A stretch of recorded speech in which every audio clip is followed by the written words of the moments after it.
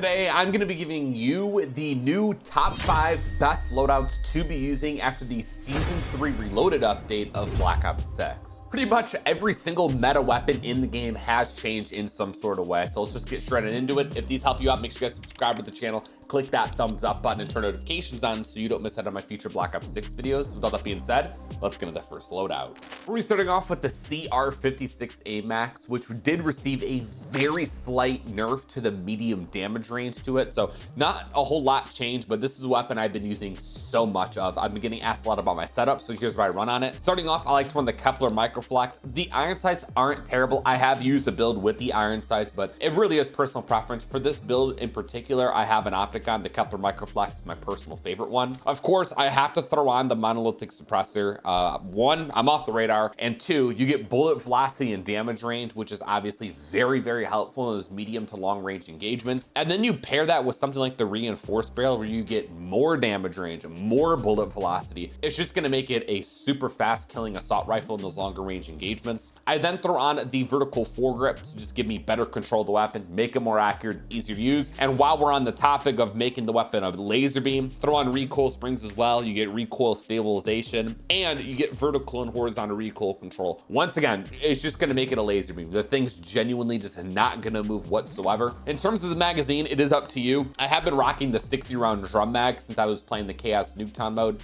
This was obviously really beneficial, but if you're playing the standard 6v6, 45 is more than enough just because of how strong this is. You're also gonna be saving quite a bit of mobility. So again, personal preference, I think 45 is the way to go. For the rear grip, I have on the quick draw grip, which gives me a massive increase in my aim down sight speed. We're gonna need this because you lose out a lot of your aim down sight speed from the monolithic suppressor. And when the aim down sight speed's slower, the weapon just overall not gonna feel all that good. And then my final attachment here is light stock. We get strafing movement and overall movement, making the weapon just feel a little bit lighter. We don't really have any other mobility besides our rear grip. So to kind of further our mobility, throw on that light stock. And here's my 8 attachment setup. I know not everyone likes to run 8 attachments. So if you want to take off 3 of these, I'd probably go with the stock, maybe the vertical foregrip. And if I had to choose one more to take off, maybe the optic, because you can get away with the iron sights. So this is the 5 attachment build. Go ahead and use it if you want. Again, the weapons are stronger and so much better with 8 in my opinion, especially on the Amax. So there's a 5 attachment build, and then we'll throw on my build that I initially had on and throw this in the firing range real quick, and you're gonna see, I mean, dude, the Amax, one of the strongest assault rifles in the game, maybe the strongest actually. Super accurate,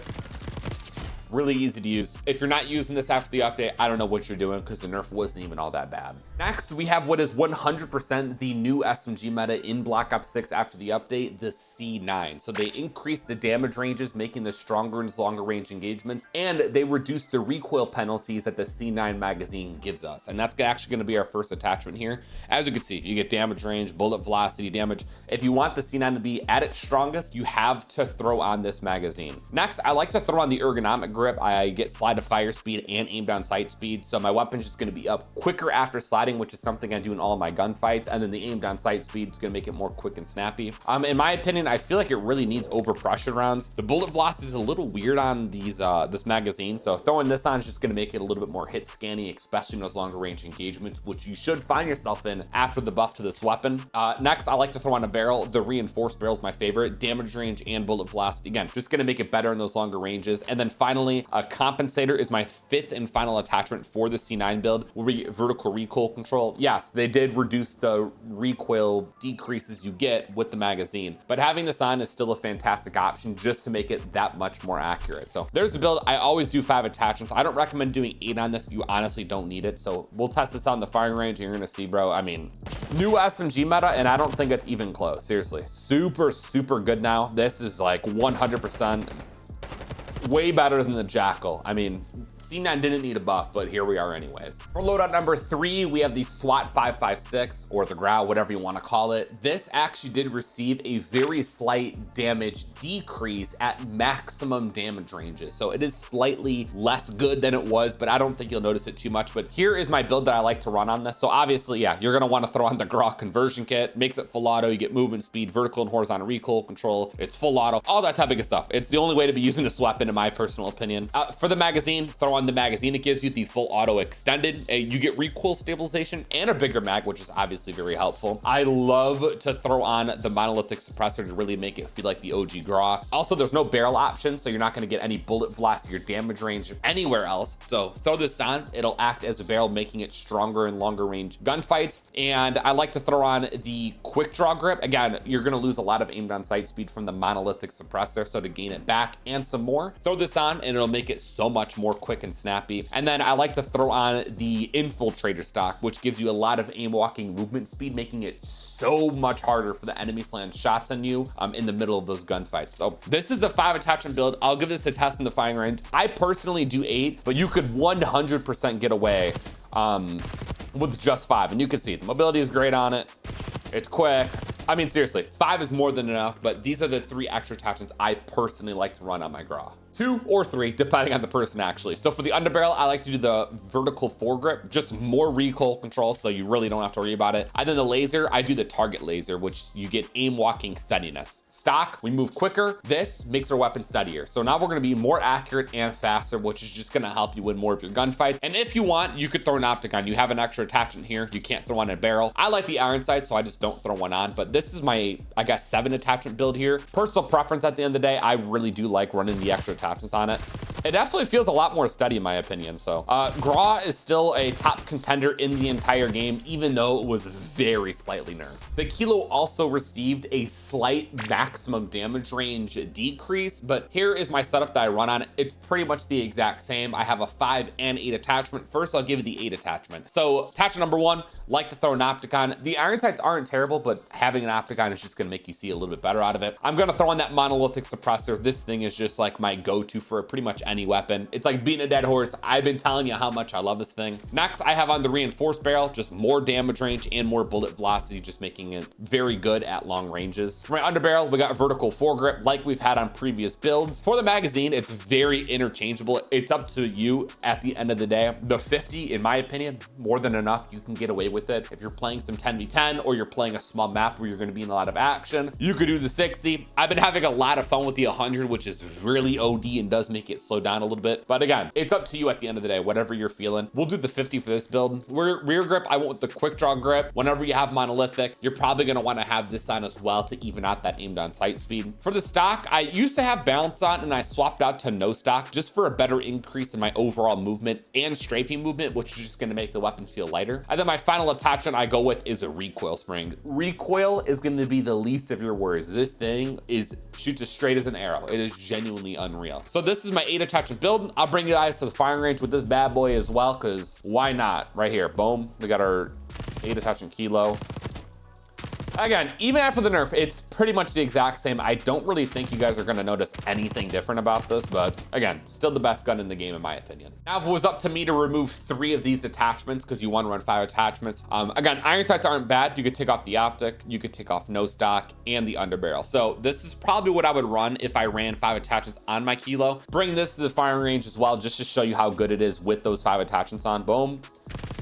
And yeah, it's literally pretty much the exact same, minus the optic. It's probably not as accurate, and it probably is still, honestly, but yeah, the 5 attachment build is pretty much the exact same. So either or, pick your poison. And for our 5th and final loadout, this actually might surprise you. We have the Goblin Mark II. This received a massive buff. There is now a 3-shot kill potential at the maximum damage range. If you haven't used this after the update, you're bugging. Here's what I like to run on it. Goblin Mark Flex is a must. Iron sights are atrocious on this gun in my personal opinion. For the muzzle, I went ahead and I threw on the muzzle brake. So we get first shot recoil. So the first shot's gonna be much more accurate than the rest. And we get kick reset. So after it bounces up, it centers down a lot faster, which is just going to help you be more accurate. For the barrel, I like to run the gain twist. I'm not a fan of the bullet velocity on this whatsoever. I think it's really bad. So throwing this on is just going to make it a lot more hit scan like. And then you must throw on rapid fire, in my personal opinion. The faster it fires, the stronger it's just going to be. The faster time to kill is going to be. Got to throw on rapid fire. And then the final attachment, it really is up to you. I go with the vertical foregrip here. You could do a magazine. Again, this is just going to be a 5 attachment build because I feel like most people enjoy the 5 attachments, but this is the 5 attachment setup I like to run. Now, if I had to choose 3 more to go with, I'd probably do a bigger magazine, any one of your choosing, quick draw grip, and then I would probably do a stock and something like light stock. So those are the 3 extra attachments I would do if I were to run gunfighter. But again, you got options here. This is the final build for my a goblin. Let's go ahead and put this bad boy on. Where's that thing at? Boom, goblin. And yeah, dude, you're gonna want to throw this on now. I know it's kind of a meme gun. People don't be liking like this. It's just like, you know, it's there. People don't use it. Please try it out after the update. You will not be disappointed.